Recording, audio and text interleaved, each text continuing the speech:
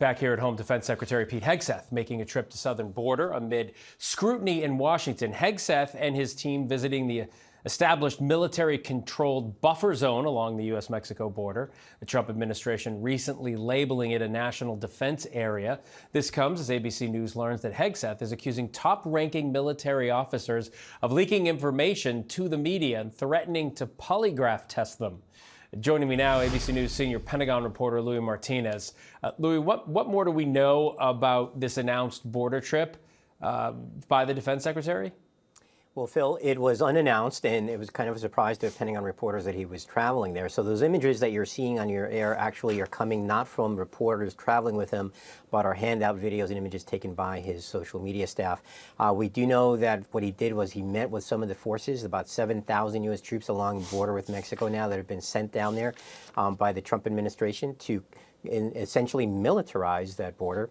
And one of the things that he really wanted to see was this new area that has been established. It's essentially, think of a ribbon stretching along the entire length of the border that goes about 60 feet deep. And in that area, there will be signs posted on both sides, and essentially any trespassers that the U.S. military personnel who are patrolling there come across will be temporarily detained and then turned over to Customs and Border Enforcement. This is another idea to try to expand the authorities that the U.S. military has in dealing with the migrant situation there on the border.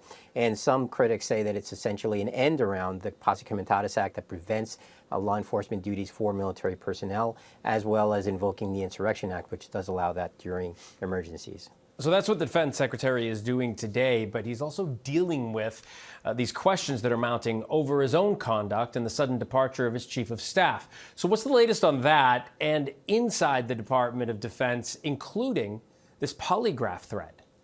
Well, that's exactly right, Phil. We're talking about over the last couple of weeks, we've seen a lot of turmoil here at the Pentagon in terms of its top leadership. We've seen a lot of movement in terms of senior leaders, three top officials, close advisors to Hegseth, who lost their jobs allegedly for leaking information.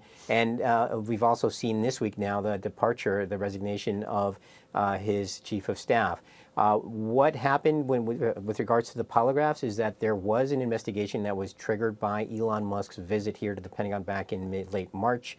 Shortly after that visit happened, Hegseth had a meeting with his senior military advisors and other top policy officials and essentially blamed some of them for that leak of Elon Musk's visit, and he threatened to polygraph them. All right, Louis Martinez from the Pentagon. Louis, thank you. Thanks, Phil.